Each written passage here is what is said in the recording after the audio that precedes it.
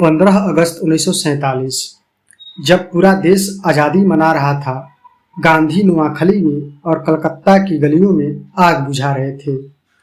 15 अगस्त 1947 की आधी रात दिल्ली में रोशनी जगमगा रही थी। लाल किले और सरकारी इमारतों पर तिरंगा लहराने की तैयारी थी। सदियों और गुलामी के बाद भारत आज़ाद हो चुका था। पंडित जवाहरलाल नेहरू इतिहास का भाषण दे रहे थे, जिसे दुनिया आज भी याद करती है। लेकिन जिस आदमी ने इस आज़ादी की लड़ाई में अपना पूरा जीवन लगा दिया था, वह उस रात दिल्ली में नहीं था। न कोई सरकारी मंच, न कोई जश्न, न कोई विजय समारोह। महात्मा गांधी उस समय कलकत्ता की बेलिया घाट स्थित हैदरी मंजिल में थे। इस इलाके में जहां हिंदू और मुसलमानों के बीच भयानक सांप्रदायिक तनाव था, और यही इस कहानी का सबसे भावुक सवाल है। जब पूरा भारत आज़ादी का जश्न मना रहा था, तब गांधी वहां क्यों थे? नमस्कार, आप देख रहे हैं न्यूज पंच। गांधी के नोआखली की कहानी में आपका हार्दिक स्वागत है। आज़ादी मिली, लेकिन देश टूट रहा था। 1947 का भारत सिर्फ आज़ाद नहीं हो रहा था, वह टूट भी रहा था। भारत के विभाजन की घोषणा के साथ पंजाब और बंगाल में सांप्रदायिक हिंसा भड़क उठी थी। हजारों परिवार अपना घर छोड़ रहे थे। लोग अपनी जमीन, अपनी दुकानें, अपनी यादें सब पीछे छोड़कर अनजान रास्तों पर निकल रहे थे। बंगाल का नोआखली उन इलाकों में था जहां 1946 में भयानक सांप्रदायिक हिंसा हुई थी। महात्मा गांधी ने वहां जाने का फैसला किया। वह किसी राजनीतिक सभा के लिए नहीं गए थे, वह किसी चुनाव के लिए नहीं गए थे। वह गए थे उन लोगों के बीच जो डर के साये में जी रहे थे। नवंबर 1946 में गांधी नोआखली पहुंचे और गांव-गांव पैदल घूमकर लोगों से शांति और आपसी भाईचारे की अपील करने लगे। उन्होंने प्रार्थना सभाएं की, स्थानीय लोगों से बातचीत की और हिंसा के बीच विश्वास बहाल करने की कोशिश की। कई जगह वे नंगे पैर चले। उनका संदेश सीधा था, अगर भारत आज़ाद होकर भी अपने ही लोगों के खून से लाल हो जाए तो ऐसी आज़ादी का अर्थ क्या है? गांधी के लिए आज़ादी का मतलब क्या था? गांधी के लिए आज़ादी केवल अंग्रेजों के जाने का नाम नहीं था। उनके लिए आज़ादी का अर्थ था डर से आज़ादी, नफरत से आज़ादी, भूख से आज़ादी, अन्याय से आज़ादी, और सबसे बढ़कर एक इंसान को दूसरे इंसान से नफरत करने की आज़ादी नहीं। इसलिए जब देश के नेता दिल्ली में सत्ता हस्तांतरण की तैयारी कर रहे थे, गांधी की चिंता कुछ और ही थी। उन्हें डर था कि अंग्रेज चले जाएंगे, लेकिन अगर हिंदू और मुसलमान एक दूसरे के दुश्मन बन गए तो क्या भारत सच में आज़ाद कहलाएगा? यही कारण था कि 1947 में जब आज़ादी की तारीख करीब आ रही थी, गांधी का ध्यान सत्ता के केंद्र से ज्यादा उन इलाकों पर था जहां इंसानियत घायल थी। 9 अगस्त 1947 को गांधी कलकत्ता पहुंचे। उनका इरादा नोआखली जाने का था और वे स्वतंत्र दिवस वहीं बिताना चाहते थे। लेकिन कलकत्ता में फिर से हिंसा भड़क उठी और हालात इतने गंभीर हो गए कि उन्हें वहीं रुकना पड़ा। 14 अगस्त की रात, जब जरा उस रात की कल्पना कीजिए। दिल्ली में स्वतंत्रता की तैयारी हो रही थी, लेकिन कलकत्ता की बेलिया घाट में गांधी एक ऐसे इलाके में थे जहां कुछ समय पहले तक सांप्रदायिक हिंसा का डर था। 14 अगस्त 1947 को गांधी ने वहां प्रार्थना सभा की। यह ब्रिटिश भारत में उनकी आखिरी प्रार्थना सभाओं में से एक थी। दुनिया बदल रही थी। एक तरफ भारत आजाद होने जा रहा था, दूसरी तरफ गांधी के सामने सवाल था, क्या आजाद भारत अपने ही नागरिकों को सुरक्षित रख पाएगा? गांधी ने दिल्ली जाने से इनकार किया। उनका मानना था कि जब बंगाल के लोग डर में जी रहे हैं, तब वे जश्न में शामिल होने के लिए दिल्ली कैसे जा सकते हैं? गांधी की इसी भावना को उनके जीवन और लेखन पर आधारित स्रोतों में दर्ज किया गया है।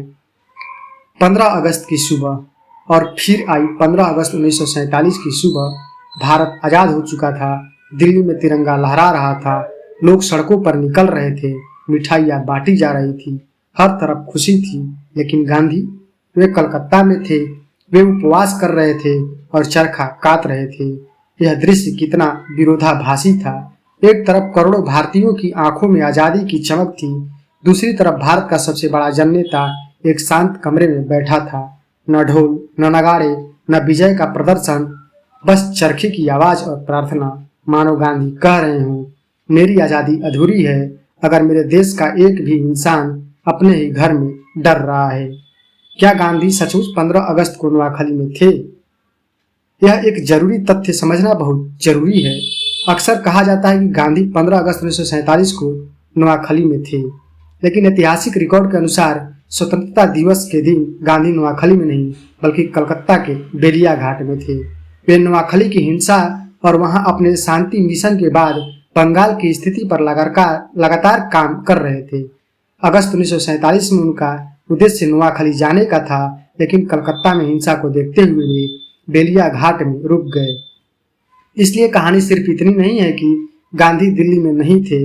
असली कहानी यह है कि गांधी उस जगह थे जहां उन्हें लगा कि उनकी सबसे ज्यादा जरूरत है। गांधी का सबसे कठिन संघर्ष। अंग्रेजों के खिलाफ लड़ाई में गांधी के साथ करोड़ों लोग थे, लेकिन 1947 में उनका संघर्ष कुछ अलग था। अब सामने कोई विदेशी सरकार नहीं थी, सामने था अपने ही समाज का गुस्सा, हिंदू मुस्लिम अविश्वास, बंटवारे का दर्द, लाशों से भरी ट्रेनें, उजड़ते परिवार और भविष्य लेकर भय। गांधी हथियार लेकर नहीं निकले, उनके हाथ में था सिर्फ सत्य और अहिंसा का विश्वास। उन्होंने लोगों से कहा कि बदले की आग में मत जलो। उन्होंने हिंसा के शिकार लोगों से मुलाकात की, उन्होंने विरोधी समुदाय के लोगों से भी बातचीत की और उन्होंने यह साबित करने की कोशिश की कि सांप्रदायिक हिंसा के बीच भी इंसानियत बचाई जा सकती है। आज़ादी का सबसे बड़ा इम्तिहान। 15 अगस्त के दिन गांधी के पास पश्चिम बंगाल के नेता भी पहुंचे। वे उनका आशीर्वाद लेने आए थे, लेकिन गांधी ने सत्ता का उत्सव नहीं बल्कि जिम्मेदारी समझने की याद दिलाई।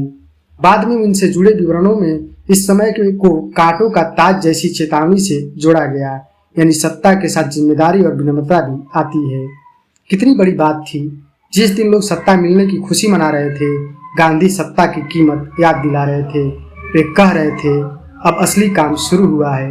अंग्रेज चले गए, लेकिन गरीबी अभी भी है, भेदभाव अभी है, नफरत अभी भी है, विस्थापन का दर्द अभी भी है, और सबसे बड़ा सवाल, क्या हम उस भारत को बना पाएंगे जिसके लिए आज़ादी की लड़ाई लड़ी गई थी। कलकत्ता का चमत्कार।